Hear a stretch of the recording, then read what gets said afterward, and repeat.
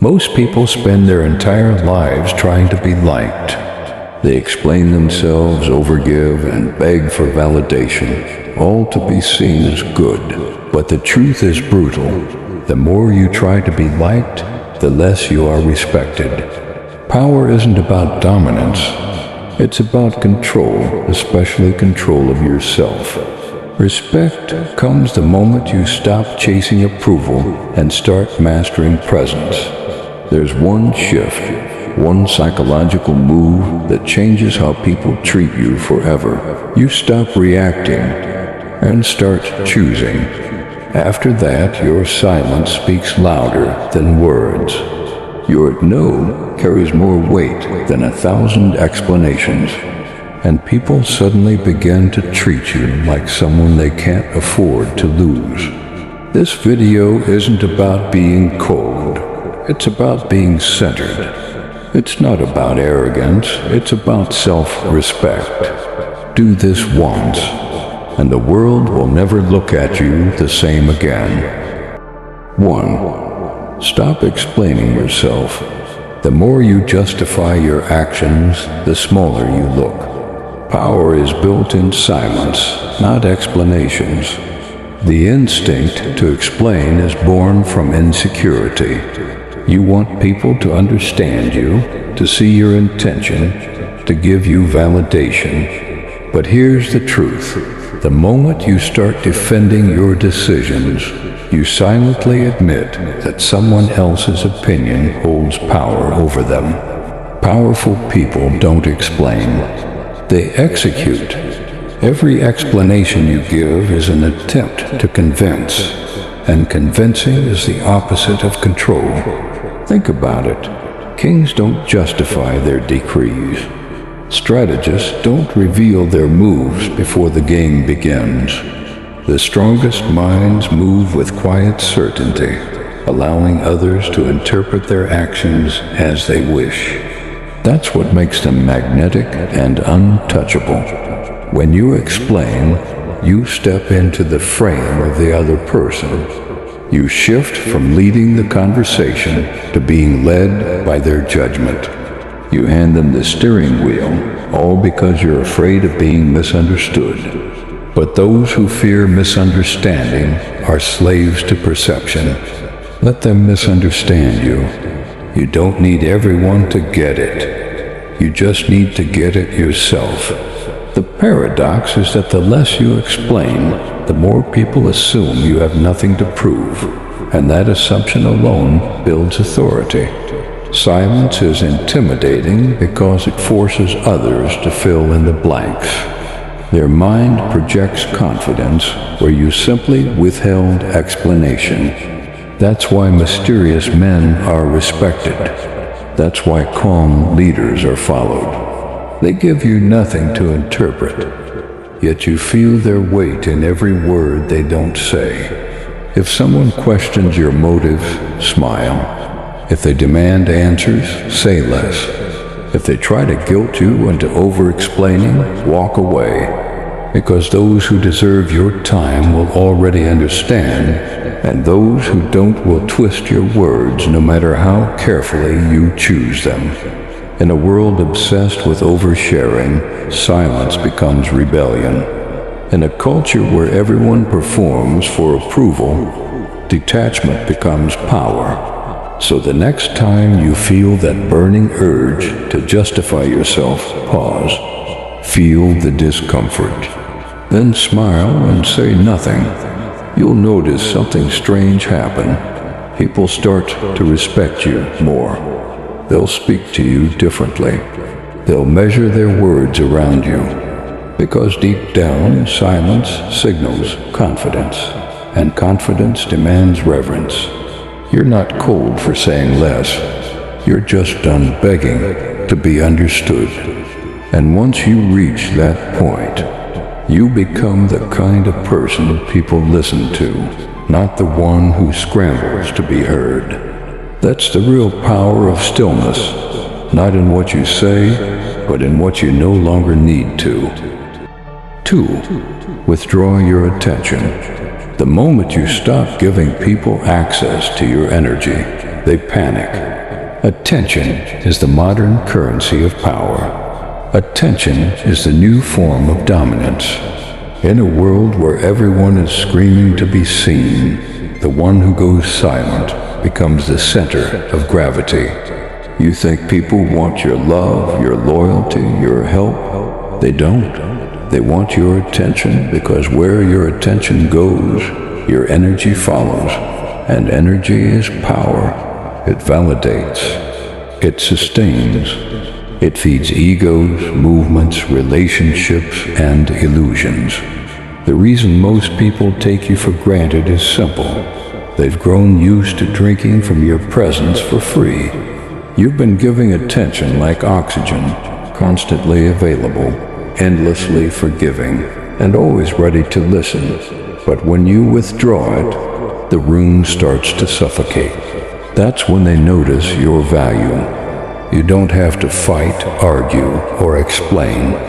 Just take your energy back. Stop showing up to conversations that drain you. Stop replying to messages that carry no purpose. Stop entertaining people who only remember you when they need something.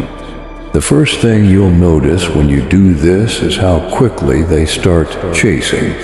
Not because they suddenly love you more, but because attention withdrawal exposes dependency. It reveals who was there for connection and who was there for control. Understand this. People don't crave you. They crave what your attention does for them. It gives them relevance. It makes them feel important, interesting, alive. When you turn that spotlight inward, when you start investing that attention into your own growth, your own silence, your own power, the same people who ignored you will start to wonder what changed. They'll call you distant. They'll say you've changed. They'll accuse you of being cold or selfish. Good, let them. That's the sound of withdrawal working. Because here's the truth. Attention is addictive. The moment you take it away, people go through withdrawal. The ones who were feeding off you will lash out. The ones who respected you will stay. That's how you separate noise from loyalty. Not by confrontation, but by silence.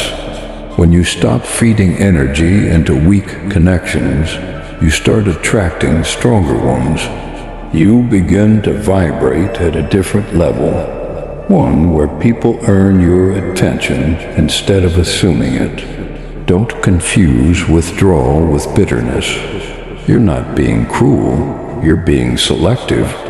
You're learning that not everyone deserves to witness your time, your thoughts, or your emotional presence. Attention is sacred.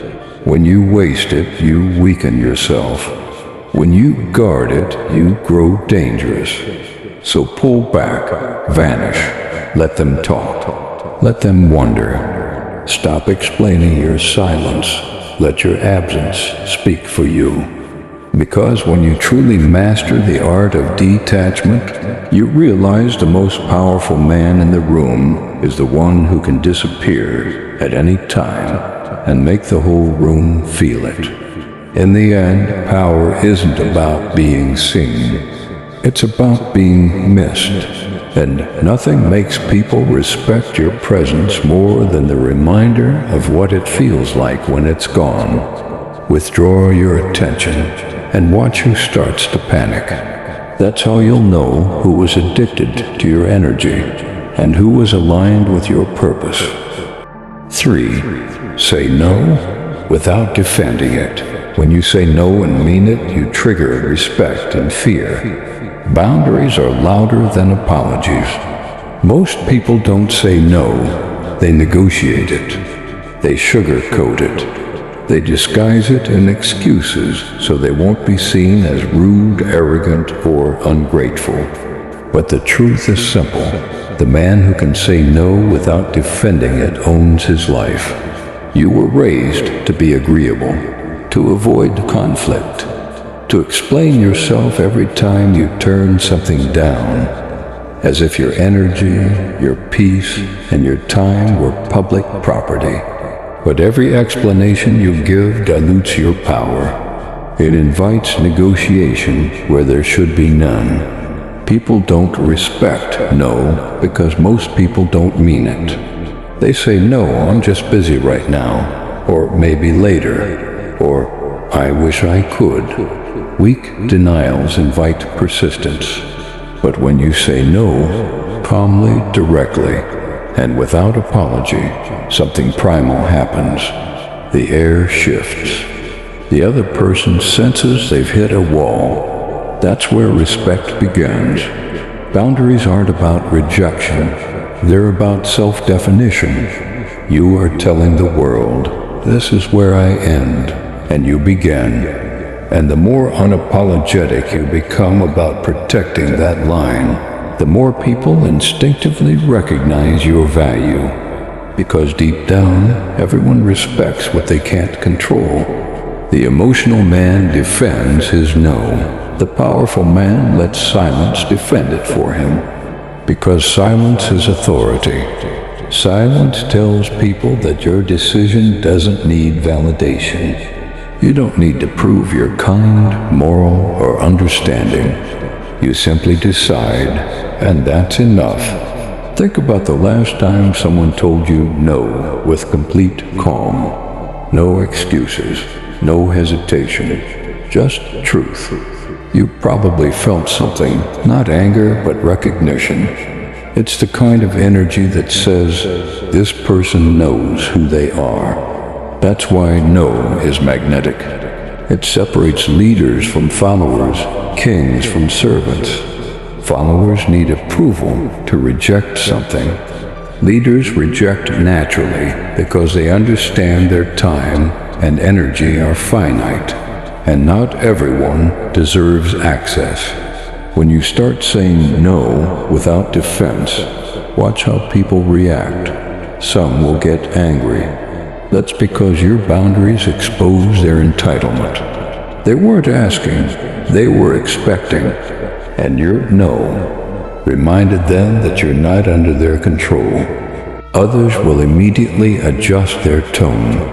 They'll respect you more.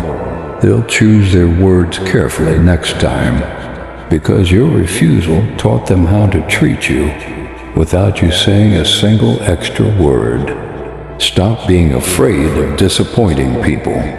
The ones who leave because you said no were only staying for what they could take. The ones who stay after you say it, those are the real ones. This is what most men never learn. Saying no doesn't push away respect. It attracts it. You don't earn respect by pleasing everyone. You earn it by showing that nothing can guilt you into betraying yourself. And the beauty of it? Once you learn to say no, your yes becomes sacred. It means something again. People listen when you speak because they know your words carry weight. You're not trying to be liked, you're choosing to be understood. Remember, boundaries don't need explanations. They need consistency. Every time you justify your limits, you weaken them. Every time you hold your ground without a word, you fortify them. Stop defending your no. Deliver it calmly. Let the discomfort do its work. Because behind that single word lies the rarest form of power, the kind that doesn't shout, doesn't explain, and doesn't care who misunderstands. In a world of people terrified to offend, your calm refusal will echo louder than 1,000 apologies. Say no, mean it, then say nothing more. 4. Speak less, observe more. Silence makes people fill in the blanks, and what they imagine is always greater than what you could say. Control the frame by saying less. The loudest man in the room is never the most powerful. He's the most exposed. Every extra word you speak gives people data. What you think, what you feel, where your insecurities lie. But the man who can sit still in silence, who can let others talk themselves into revealing everything, holds the real power. We live in a culture addicted to self-expression. Everyone wants to be heard, validated, understood. But those who constantly speak reveal more than they realize. Their tone betrays their fear. Their rambling reveals their insecurity. Their need to be right exposes how deeply they crave approval. When you choose silence, you become unpredictable. And unpredictability is intimidating. People start projecting their assumptions onto you. What's he thinking? Why isn't he saying anything? Is he judging me? The truth doesn't matter. Their imagination does. Because what they imagine is always larger, darker, and more powerful than what you could ever say. Machiavelli understood this centuries ago. Control perception and you control reality. And nothing controls perception like mystery. When people can't read you, they have to respect you. They fill the silence with their own uncertainty, and that uncertainty becomes your weapon. The man who speaks less creates mental gravity. His silence pulls people in. They lean forward when he finally does speak, because his words now carry scarcity. Every sentence becomes a statement. Every pause becomes a mirror that forces others to reflect on themselves. Speech is cheap because everyone does it. Restraint, however, is rare. Silence demands composure, patience, and self-control, the traits of kings and strategists. It's easy to fill a void with words. It's far harder to hold your composure while others squirm in discomfort, trying to fill it for you. You don't dominate conversations by speaking more. You dominate by listening intelligently. You watch tone, timing, body language, the micro twitches that reveal real motives. People will tell you everything if you give them space. Their need to fill silence will make them confess more than your interrogation ever could. Silence disarms. It forces others into vulnerability. They begin to doubt themselves, to seek your approval, to overshare in hopes of reading your reaction. The less you reveal, the more they reveal trying to figure you out. Speaking less is not passivity, it's precision. It means you've learned that not every thought deserves oxygen and not every truth deserves exposure. Words are like arrows. Use too many and you lose aim. Use them sparingly and each one lands with lethal accuracy. Try this in your next confrontation. Say less than necessary. Let the other person talk. Let them justify, over-explain. Dig their own rhetorical grave.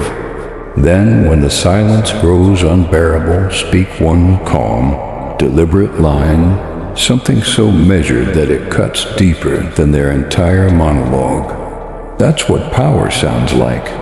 The world is full of men who talk themselves out of respect. They confuse noise for influence. But the one who observes, analyzes, and waits for the perfect moment to speak, he owns the room without ever raising his voice. Because observation creates timing, and timing creates dominance. Every strong man you admire, stoic generals, cunning rulers, calm leaders, mastered restraint before mastery of speech. Their silence was not emptiness, it was control. A battlefield of observation where they studied every weakness before making a single move.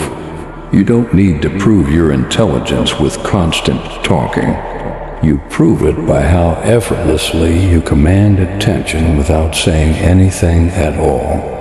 So stop rushing to respond. Let silence hang. Watch people squirm. Let them reveal who they really are while you reveal nothing. The less you say, the more they fear what you're thinking.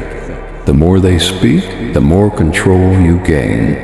In a world where everyone screams for attention, become the man who speaks rarely, but whose every word is remembered. Speak less, observe more. That's how quiet men rule loud worlds.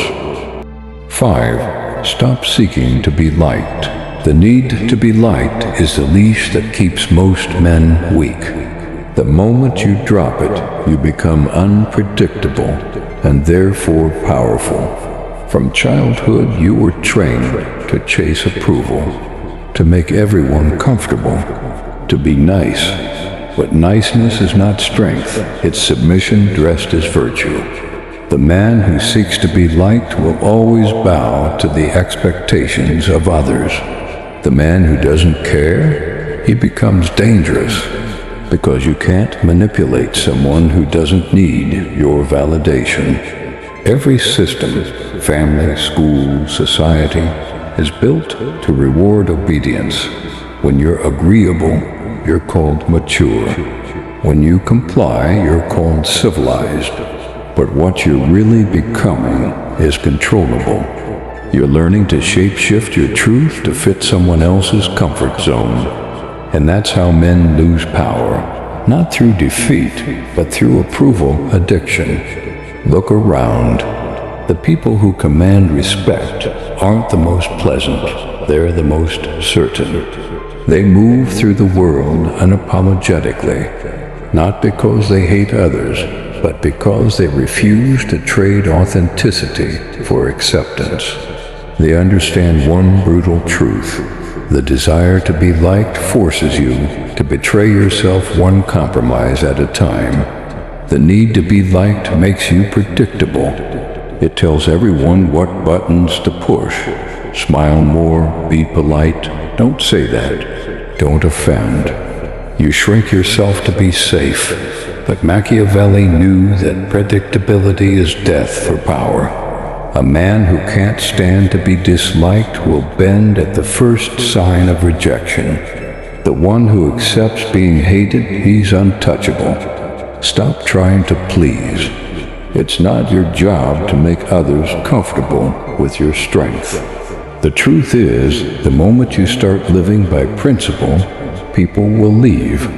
They'll say you've changed. They'll call you cold, arrogant, detached. Let them, because what they're really saying is that your independence exposes their dependence. Every great leader in history was misunderstood. Every strategist, philosopher, conqueror, all had moments when their vision made them enemies. Being liked never built empires. Being respected did. And respect doesn't come from pleasing. It comes from polarizing. You must choose. Do you want to be liked or do you want to be effective? Because you can't be both. The man who tries to keep everyone happy ends up resented by all for being spineless. But the man who stands firm, even when alone, commands silent admiration. The world doesn't reward the agreeable. It rewards those who stand for something even when it's uncomfortable. Think of the wolves among sheep. They're feared first, but eventually they're followed. Why? Because people trust the ones who act from conviction, not the ones who mirror the crowd. Understand this. When you detach from the need to be liked, you reclaim the ability to say no without guilt, to walk away without apology, to make decisions without permission. That's freedom. The kind of freedom weak men envy but never earn, because they're too busy asking, will they still like me if I do this? The truth? They probably won't. And that's the point. Being liked is cheap. It means you've been domesticated, trained to soften your edges until no one feels threatened by your existence.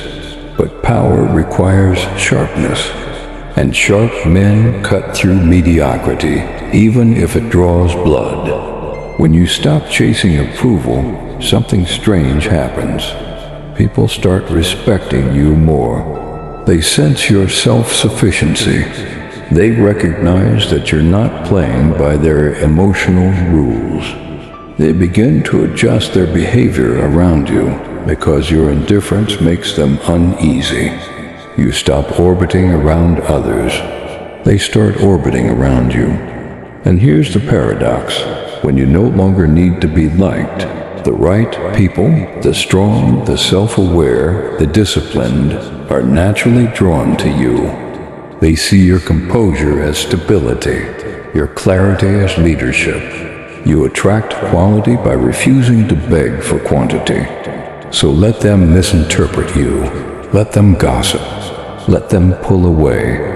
Because those who vanish when you stop performing for approval were never your allies. They were your audience. Approval is a drug. It feels good until you realize it's poisoning your self-respect. Withdrawal hurts, but on the other side of that pain is freedom, the kind that doesn't bow, doesn't explain, doesn't need applause. You don't owe anyone your likability. You owe yourself your integrity, and once you learn to live without being liked, you gain something far rarer, peace, and the power that comes from not needing anyone's permission to be who you are. 6. Make people earn your access. Scarcity breeds value. When you stop being everywhere for everyone, your presence starts to mean something. Power doesn't come from how much you give, it comes from how much you withhold. The more available you are, the less you're respected. The world has conditioned you to believe that being open makes you good, that constant access equals kindness. But the truth is harsh. People only value what they have to earn. The man who is always around becomes invisible. The one who is rarely seen becomes unforgettable. Scarcity creates mystique, and mystique is power. Machiavelli understood this centuries ago, that a ruler must never become too familiar with his subjects. Familiarity breeds contempt, and contempt kills authority. You've probably noticed it already. The more you do for others, the less they appreciate it. The more you say yes, the more they expect it. People don't see your effort. They normalize it. They start to assume your time, your attention, your energy, as if it's owed. But the moment you withdraw it, they panic. They start to wonder why. They begin to chase what they once ignored. Access is currency, and like money, the more you hand it out, the faster it loses value. The people who truly understand power treat their attention like a kingdom, one that must be earned, not granted by default. When you're too accessible, you invite disrespect. It's not malice, it's human nature. Abundance makes people careless. Think of water, precious in the desert, wasted where it's plenty. The same applies to you. If your presence is everywhere, it stops meaning anything. But if it's rare, if your energy enters a room like a storm no one saw coming, people pay attention. Most men destroy their aura by overexposure. They talk too much. They show too much. They try too hard. They confuse visibility with significance. But attention without restraint is noise, and noise is forgettable. Real presence is built through silence, space, and discipline. Ask yourself, when was the last time you said no without guilt? When was the last time you let someone miss you instead of rushing to prove your worth? The weak man fears distance because he fears being forgotten. The strong man understands that distance is what builds demand. Think of every luxury in the world, the rarest art, the finest wines, the most guarded minds. What makes them valuable isn't their perfection, it's their scarcity. You can't access them easily. They demand respect before entry. You are no different. Make people earn your time, not through arrogance, but through principle. Let your life operate on a standard. Not everyone deserves to hear your story, feel your energy, or sit at your table. When you hand yourself out freely, you dilute the power of your presence. But when you choose carefully who gets access, suddenly, people start to treat you like something sacred. Notice how those who treat you casually often do so because you made it too easy. You gave too much too soon. You texted first. You explained yourself too often. You filled silence because you feared losing connection. But silence is not loss. It's leverage. It creates curiosity, and curiosity is the first stage of respect. Let them wonder what you're thinking. Let them wait before they hear from you. Let them feel the weight of your absence. This isn't manipulation, it's emotional economics. What costs nothing is worth nothing. You must understand that your presence should have gravity. When you walk into a space, people should feel a shift, not because you demand attention, but because you don't need it. That kind of calm, detached confidence can't be faked. It's forged through restraint. People start respecting you the moment they realize access to you is a privilege, not a right. They'll adjust their tone, their approach, even their intentions. Because now they know your energy isn't free. Be unpredictable. Be selective. Let silence speak for you more often than words. It's the man who doesn't need to be seen who ends up being noticed the most. And here's the paradox.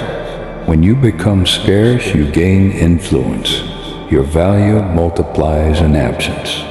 The same people who once took you for granted will start fighting for your attention, studying your reactions, craving your approval because they can't access it at will anymore. The modern world thrives on oversharing, overexposure, and over-availability.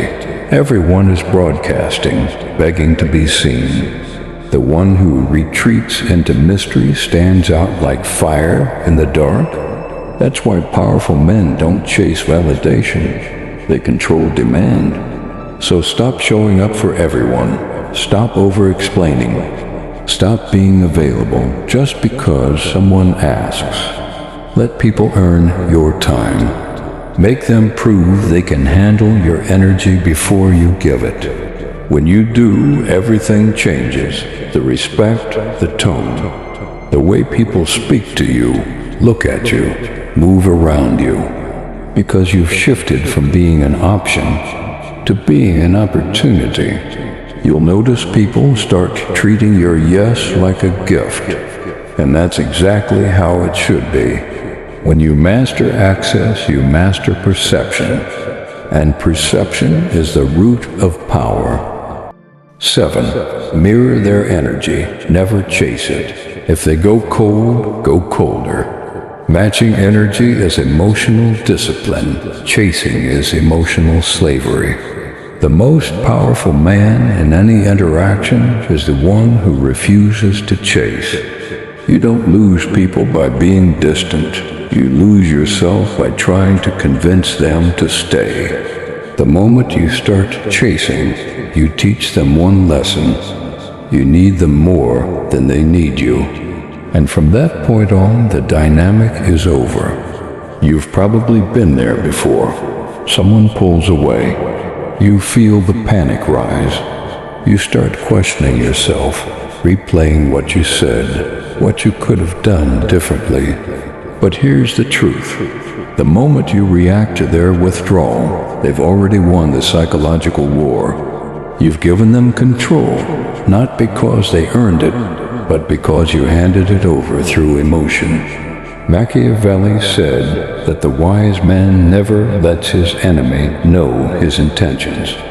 Emotional chasing is the opposite. It's announcing your desperation to the world. The one who mirrors, not chases, maintains his sovereignty. When someone goes cold, the weak man interprets it as rejection. The strong man interprets it as a test. He doesn't flinch. He doesn't beg. He reflects that same coldness with composure, because calm indifference is louder than any emotional reaction. That silence creates unease. It shifts the balance of power instantly. The law is simple. People respect what mirrors their energy, not what submits to it. If someone withdraws and you match their distance, they start to question their importance.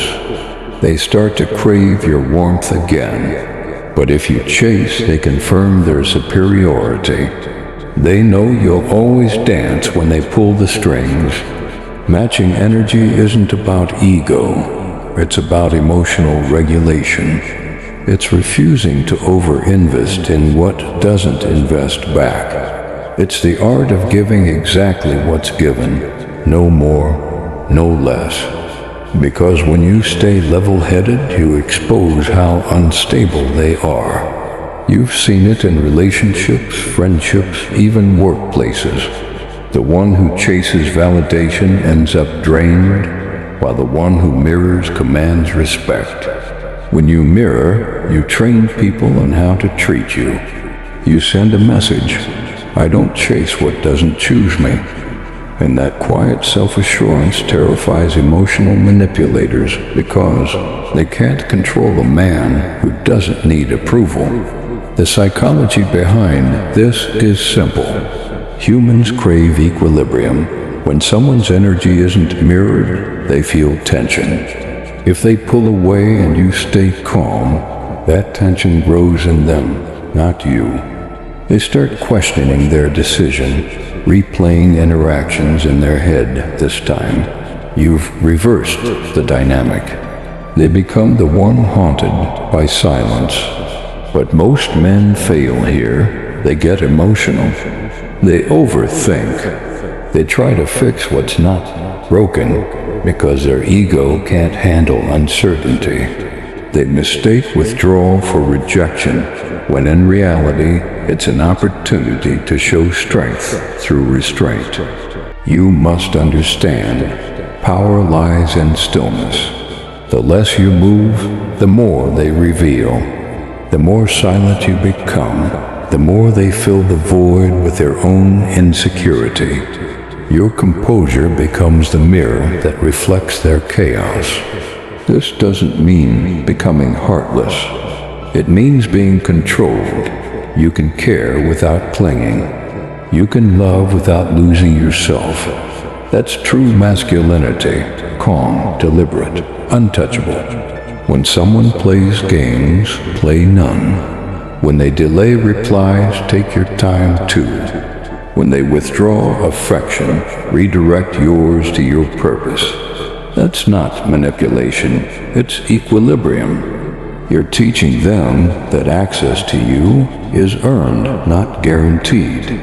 Think about it. Every powerful figure in history had an aura of emotional detachment. Kings, warriors, strategists, they didn't chase favor, they inspired it. They didn't plead to be chosen. They built themselves so valuable that others sought their approval. You can't demand respect, you must project it. And mirroring energy is how you project it without saying a word. The truth is, the person who chases feels inferior. The person who mirrors feels equal, and the person who withdraws intentionally feels superior until they realize their control no longer works on you. That's when they break. Let them wonder. Let them feel the emptiness they tried to give you. Let your calm unsettle them, because when you stop reacting, you shift from being their victim to being their mirror. And most people can't stand to face their own reflection. When they go silent, you stay silent longer. When they hesitate, you observe. When they test your patience, you smile inwardly, because you know patience is power. Every second you hold your composure, their emotional control slips further away. It's not about revenge. It's about rhythm. You're sinking to their energy, not bending to it. That's how power works, through reflection, not reaction. Never let anyone see you desperate. Never explain why you pulled back. Never announce your boundaries, enforce them. Because the calmest man in the room always wins. When you mirror their energy, you stop dancing to their tune. And when you stop dancing, they lose the music. Eventually, they'll come back, not because you begged, but because your silence spoke louder than their ego. They'll realize they can't manipulate someone who mirrors rather than chases. And at that moment, respect replaces control. Remember this, matching energy isn't coldness, it's clarity. You're simply reflecting reality back at people, and most can't handle their own reflection. So stay calm, stay deliberate. Let silence do what words can't, because once you master emotional mirroring, you stop losing people and start revealing who was never meant to stand beside you. 8. Detach from every outcome. When you stop caring about approval, rejection, or reward, people sense it. And difference is the purest form of dominance. The man who needs nothing cannot be controlled. The one who detaches from outcomes, from approval, attention, validation, or fear of loss, becomes a threat to every manipulator alive, because the world runs on one currency, emotional leverage. And when you stop playing that game, you become untouchable. Every system, relationships, society, even the workplace, depends on your emotional investment. They want you to care too much. They want you addicted to the chase for validation, hooked on the fear of rejection, and desperate for results. Because the moment you start needing, you can be steered. But detachment flips that dynamic. It removes your strings.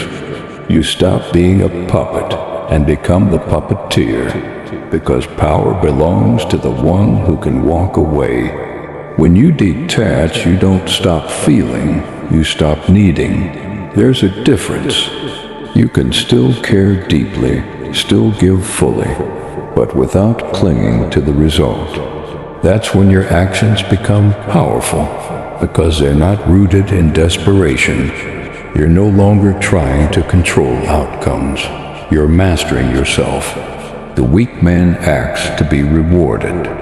The strong man acts because it's in his nature. The warrior doesn't swing his sword to be praised. He swings it because it's who he is. That's the energy of detachment. Doing everything with intention, yet expecting nothing in return. Imagine walking into every situation, business, relationship, negotiation, without a single ounce of emotional dependence. No fear of rejection, no craving for approval, no attachment to results. Your words become sharper. Your presence becomes heavier. Your decisions become effortless. Why? Because you've killed the noise of need. The man who doesn't fear losing is impossible to control. That's why people who chase approval always end up betrayed, because their hunger makes them predictable. The world smells neediness. It senses weakness, but it also fears indifference, because indifference is the highest signal of power. When you detach, people become nervous around you. They can't read you. They don't know what motivates you or what breaks you. And that uncertainty breeds respect, because they realize nothing they do can move you. This is why emotional detachment has always been the mark of kings and strategists. Marcus Aurelius ruled an empire, yet wrote about impermanence, about the art of accepting outcomes without obsession. Machiavelli understood that emotional dependence was a ruler's greatest liability. Even Sun Tzu wrote that victory belongs to the man who stays unmoved in chaos. You can feel this truth in your own life. Think of the times you wanted something too much, a person, a deal, a goal. The more you chased it, the more it slipped away. Why? Because desperation leaks through energy. But when you let go, when you stop caring, things start chasing you. Detachment isn't laziness, it's self-command. It's the ability to give your all and still remain peaceful when it doesn't go your way. It's a spiritual rebellion in a world that profits from emotional addiction. People will test you. They'll try to provoke you, guilt you, or tempt you. That's how they measure their control. But when you stay detached, their tactics dissolve. You're no longer playing the same emotional chess game. You flipped the board. This kind of indifference doesn't make you cold. It makes you free, because nothing anyone says or does can define your peace. You've learned to separate effort from outcome, and that's the ultimate emotional armor. When you detach from outcomes, you become dangerous, not because you want to hurt anyone, but because you can't be broken. You can love without losing yourself. You can give without expecting. You can face rejection and still move like a king. That's the paradox of power. The less you care about winning, the more you win. The moment you stop chasing validation, the world starts validating you. Most men never reach this point because their ego is addicted to results. They can't tolerate failure. They can't accept being misunderstood. So they stay enslaved to outcomes, controlled by every opinion, every number, every reaction. But when you transcend that, when your self-worth stops fluctuating with external outcomes, you become ungovernable. You start operating from calm logic, not emotional turbulence. You stop trying to impress and start simply being. And that's the secret. The world bends for the man who doesn't beg for it. Let others chase applause. Let others live for validation. You focus on mastery, on being so grounded that no victory excites you too much and no failure shakes you. Because when you no longer care who applauds, you start performing for something higher. Your own standard. Detachment doesn't mean apathy. It means clarity. It's knowing that outcomes never define you. Only your control does. And the man who controls himself controls everything. Once you do these 8 things, you'll notice something strange. People will start to look at you differently. They won't know why, but they'll feel it. You'll speak less, but your words will carry more weight. You'll show up less, but your presence will matter more. You'll care less, yet somehow you'll be respected more. That's the paradox of power. The less you chase it, the more it bends toward you. When you stop explaining, stop seeking validation, stop needing to be liked, the world senses it. Because detachment is rare, and rarity breeds value. The man who's calm under pressure, silent in noise, and unmoved by opinion becomes magnetic. He stops orbiting around others and makes others orbit around him. So do this once. Withdraw your energy. Reclaim your silence. Detach from the need to be understood. Watch how fast the world rearranges itself around your new standard.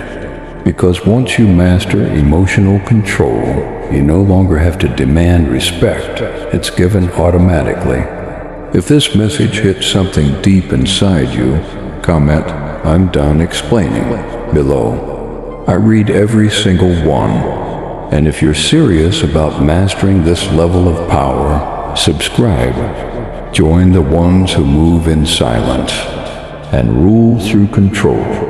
Welcome to the Guru Clan.